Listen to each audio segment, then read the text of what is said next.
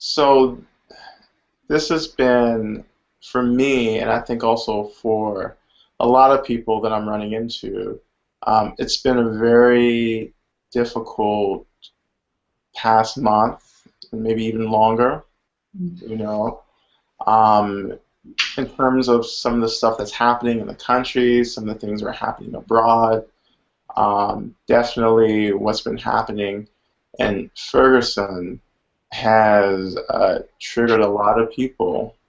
Um, People that normally wouldn't talk about certain issues are wanting a space to talk about these issues, especially in sanghas, and practitioners and so forth.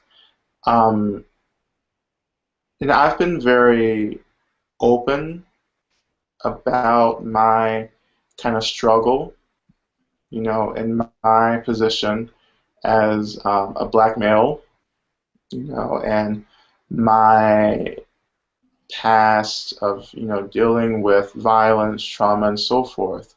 So what I'm experiencing when I open up about this, especially around other white practitioners, the response isn't necessarily negative, but the response is, you know, Rod, I love you, and that's it. You know, it's fine. It's fine, but part of me feels like, well, that's another way we're avoiding having dialogue. So what do you think? Is that good enough? In our sanghas, Hmm. I know they love me.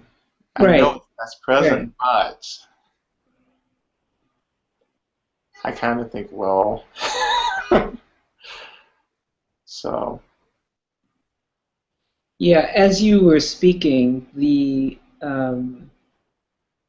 word that came to my mind when you said, people said, Rod, I love you. And I've seen some of those Facebook posts and some of those responses, and the same word came up, was like, okay, hmm that's insufficient.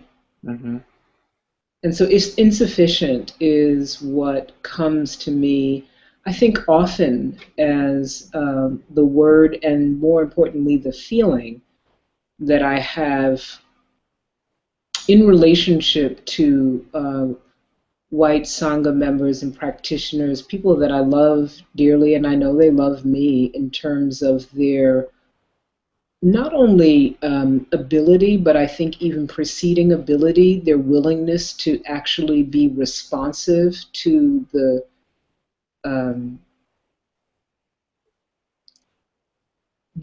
what underlies what's happening in Ferguson, right? Like that, what's happening in Ferguson is not new. It's not new for the Black community. It's not new for us. It's not new in history. And I think that we're just at an interesting moment in terms of the presence of media and social media, and that the race conversation has been slowly making its way up in the psyche of America. And what that's doing is, of course, in some ways it's good and it's long overdue. But I think it's also revealing how completely unprepared many of the people that we have lived with and loved with and practiced with are for this conversation. And that's painful, and it's reopening wounds that I think, for the sake of many of our practice as people of color, as Black folks in particular, we've kind of papered over. And I think that gets forgotten by us, and it certainly gets forgotten by our white Sangha members. yeah, I agree. Yeah, I agree with that. And I also find that our conversation and some of the words we're choosing to talk about what's happening, um, that those words are changing. You know, before it was always racism, racism. Let's Mm. talk about racism. And now it's breaking open. And I think what's making people really uncomfortable also is that there are these threads, these things within racism that create racism. You know, they're a part of racism, like whiteness, you Mm. know, privilege. Mm. Uh, on my end, I've been really connecting with words like trauma, you know, inferiority, internalized violence. And that shift has happened in a way that I'm really connecting to these things, you know. And when I started connecting in that way, of course, I'm practicing this level of vulnerability within my practice group, within my Sangha. And what's happened is I think people are responding to that, you know, and really taking that step and looking at parts of themselves that have remained unexamined. And I think privilege and whiteness for white practice, for white Sangha members have is coming up in a very strong, direct way. Um, so in terms of that, how do we function as teachers of color within that kind of environment where, you know, how do we guide that work for white practitioners who are connecting to this reality of whiteness and privilege for the first time? I think before I say something to that, what really I want to like lift up like inferiority and superiority Uh-huh. as particular words and concepts that have escaped the conversation for so long. I think that both the word racism and the word supremacy have been relegated to something other than what we are for Mm. white practitioners and for white folks in general in America. And so, in some ways, that's where the conversation has been elusive. And hegemony has also been really, really big for me in terms of helping to understand the construct, like what is actually happening and what it is that we're up against that actually creates trauma, what it is that we're up against and that we're constantly bumping into. Because I think that people tend to think of racism in terms of overt acts or words spoken that one can point to, rather than understanding the nature of culture and the waters in which we swim. That the waters in which we swim, it is a hegemonic culture of whiteness. And I do believe that many of our Kosanga members and students are coming into contact, maybe for the first time in a sustained way, with the possibility of that being real.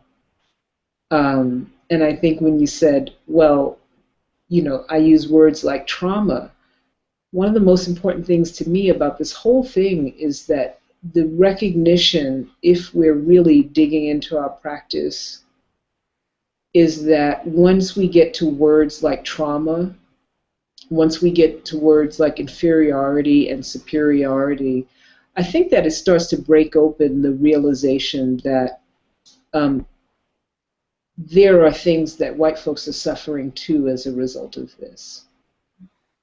And so that's really where I've been in terms of this overall conversation, is just being, as you are, really plain spoken about what it is that is present and what is the lens through which we have to navigate the world, not only as Sangha members, but as leaders of communities.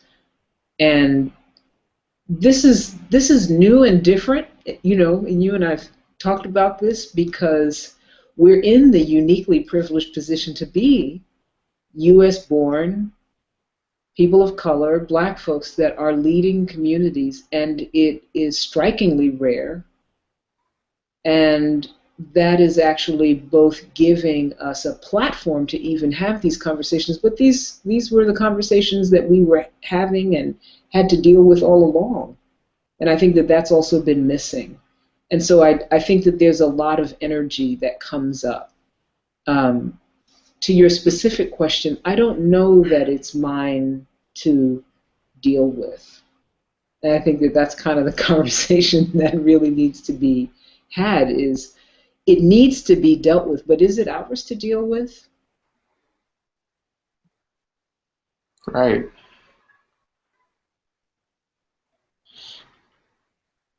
I think there, you bring up a good point too. I think that there is a certain trauma in whiteness and privilege that's unexamined. Not only is whiteness unexamined, there's a trauma there too.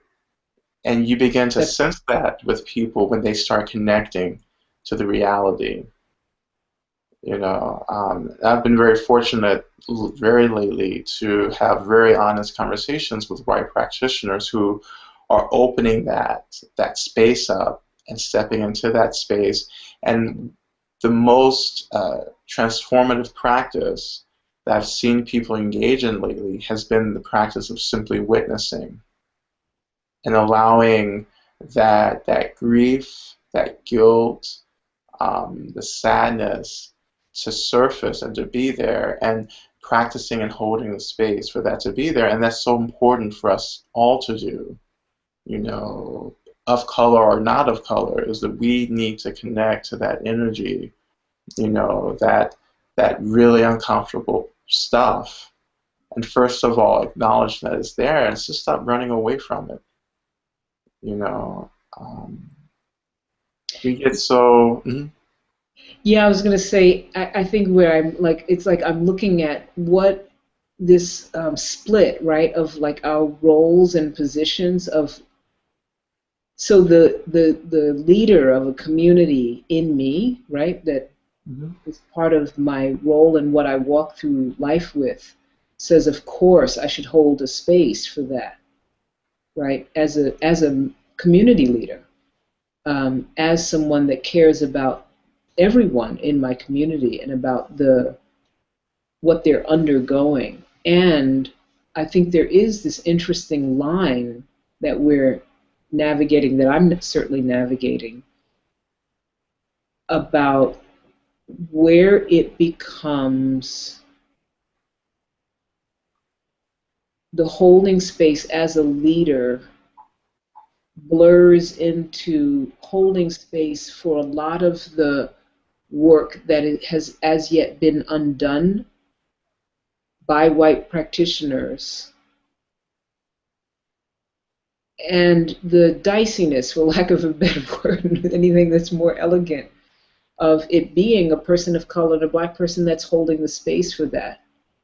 Um, I was in a symposium yesterday on a panel conversation, and the woman is that is now the new president of the School for Ministry here, the Star King School for Ministry, asked the question in this way. She said, "What point does it become spiritual domestic work?" And I really was moved by that idea in a way that I think now that I have not had to contend with um, when I was a practitioner, right? As just a practitioner, I didn't. I felt pretty clear about the boundary of like we all have our work to do. We all have our traumas to work through, and the parts of us that have been unexamined as of yet to face and navigate. And there's some of it that we can do in community and in circle with each other, and we can hold each other in that space. And there's some of it that we actually need to do unto ourselves, meaning that there is a certain amount of basic education, I want to say particularly that white practitioners need to do and come to understand around the landscape of race and systemic racism and the structures and powers of race and whiteness and privilege that it's not the job, and I was always clear about that, it's not the job or the role of the folks of color that are in the Sangha to do. And of course, the truth is that most often what happens when people get the idea of like, oh, we have to do diversity work, we all turn around to whoever the one or two or three folks of color is, and we expect them to be on the diversity committee. But now that line, frankly, is blurred, right? As a leader as well, because I'm holding dual spaces in my life, and I wonder if that shows up for you. Mm-hmm. Well, yes. It's you're the leader, but also you're part of that group. That's right. And so I've been holding that really interesting space since I've been formally teaching for the past 3 years. You know, and so there was a choice I had to make. I had to recognize the privilege that I had. And that privilege was having this leadership and having the authorization to say what I needed to say in order to help people cut through things. And so I had to understand that simply sharing where I was at and how I struggled as a person of color practicing in Western Dharma, in American Dharma, whatever, I had to share that experience because if I don't, people won't hear. And moreover, I don't think we've been that sensitive to the stories and struggles of lay practitioners in our Sangha, people of color, you know, lay practitioners. I hold the microphone. I'm at the front of the room. That's incredibly powerful, but it's also incredibly dangerous. Because if my practice isn't strong enough, then I can be an agent of wounding, and hurt for people. I can be, you know, that angry black man, on the cushion, with unexamined rage, but my practice has given me this opportunity to look into all of this and to develop and cultivate compassion, love, sensitivity, kindness, patience, and that's where I'm coming from. But even in that, there's an honesty that still has to happen, you know. Um, and I think for teachers of color who have earned their position, I think sometimes people kind of take away our narrative, our history, and they see us as people who don't struggle, who are not sensitive. Somehow we're anomalies, you know. Um, and people were very surprised to know that, yes, I'm still afraid of the police. Yes, I still get followed around in stores. Yes, I struggle with feelings of not being good enough. Yes, I'm still angry. That's important for people to hear and for people to really to see to state people need to see me demonstrate an openness to that experience. You know. Well, it's also breaking the bubble of the Dharma community, right? It's like when you leave the community, if you're not wearing your robes, you are, to the rest of America, a black man. When I'm not wearing my garb, I walk out the door, and the regard that I get is just the ordinary regard that someone has decided to show me, or the ordinary disregard that someone has decided to show me. And I think that that's also a fairly important thing to bring up and to recognize that, um, we're all, as teachers, of course, living in the multiple spaces in our lives, and there are places in which we're not, quote unquote, held as the teacher, right? Like with our families and with our parents, and we're positioned into the roles that are appropriate to that situation. And folks of color and teachers of color have the added positionality of being a black person or a person of color, and that is actually a part of their positionality, not just merely their color. It actually functions as positionality in this country, and I think that that's something that's often lost on people. So I think it's really great that you are bringing that. I know I speak about it all the time. And I'm pretty vociferous about the encounters that I have with Dharma practitioners, how they regard me, or how I notice they disregard or are inappropriate at times to my role as a teacher, because actually what they're doing is relating to me as a black person. So sometimes, as a person that has grown up in my tradition, I can see distinct differences in the way that people will relate to me, regardless of the role that I have as teacher. And an example of that would be like, sometimes there's like an over familiarity, right? Where I'm approached in ways that are more like I'm a buddy. And I know that that's not consistent with how that community generally holds its teaching. It's different in different communities, but I notice the inconsistency. And I think that what's tricky, and I don't know if you have this, is that naming that is folded both into, right, the discourse and your narrative as a person of color, like that's just real for you, but it's folded into or held up against the fact of your being a teacher, and what is the line in terms of your sharing it, because as you said, you hold the microphone. We hold the microphone in that position, and so we have relative power in that sense. And so sometimes it's like, because there's so much work that has not been done and so much has not been addressed in particularly largely or in overwhelmingly white sanghas, that our narrative actually becomes danger unto itself.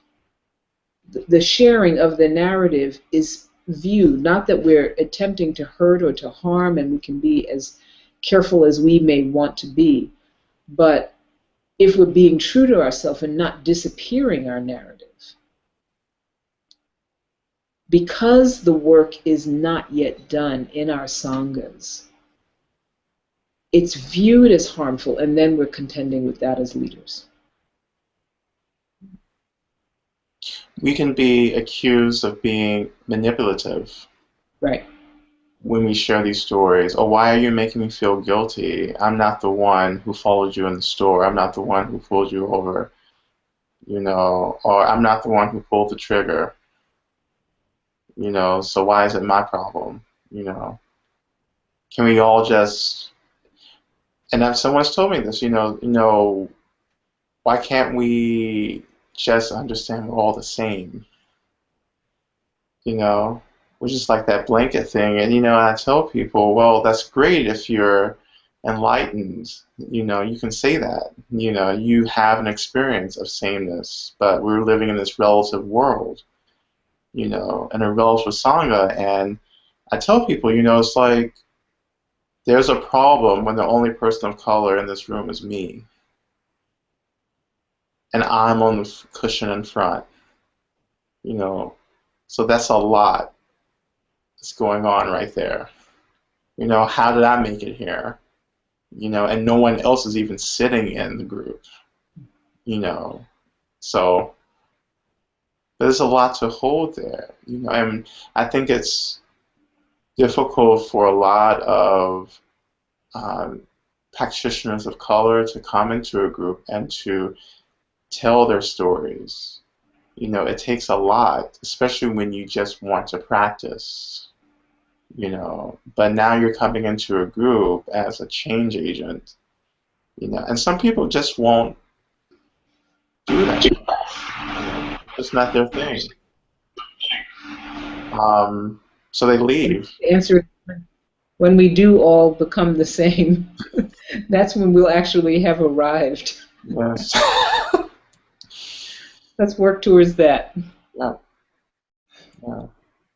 Because, all I want really ultimately is for us, regardless of who we are, to feel safe enough to tell our story and for the Sangha to be strong enough to hold that story and not to sweep it away, not to run away from it, not to try to fix it, but simply to hold all of these narratives of everyone in the group, in the community, and just be there, just be with it.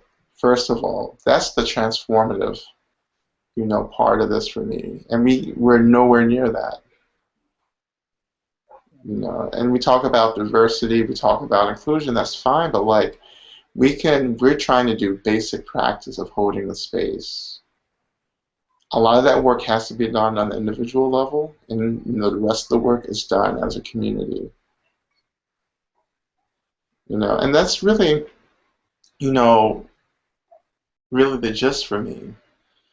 When I think about diversity, it's not marching in people of color off the street, and just having, that's not diversity to me. You know, Diversity is about inviting, diversity is about being welcoming, diversity is about just when someone comes in, we can hold the space for that person and their experience. Period. Yeah. And I think that that's when we recognize that and we're able to do that for folks of color, um, it'll become clear that what that means is that we can do it for everyone. Yeah. And my teacher has this saying he shares sometimes around death, and he talks about how we go to funerals and you see people crying for the person who's died. That would add at a black funeral is more like a production. It's more like a dramatic sequence where people are going for an Oscar nomination. Who's going to show out the most at the funeral. Anyhow, you know we have this display of grief for people, and he says, that's fine, but what about you, because you're next. Hmm. You're going to be in that casket soon. And I think about that in terms of practicing vulnerability and how people respond to that. People feel sorry for me, they're sad, and that's fine. I love that. That's, I would expect that because I'm sharing this with you, and you're my friend, you're my family, and of course I know you feel that way, but I'm doing this because I want you to have the same practice for yourself. I want you to be able to connect to this and hold the same space for your own experience. I'm okay. I have a practice. I use my practice to hold my experience. And my daily work is contacting that and resting. But don't use me as an excuse. Don't use me as a distraction, but hopefully use me as an inspiration, as a model.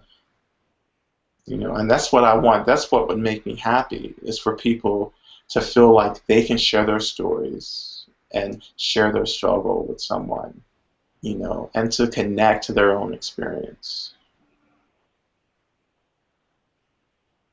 It's a good place to end. Yeah.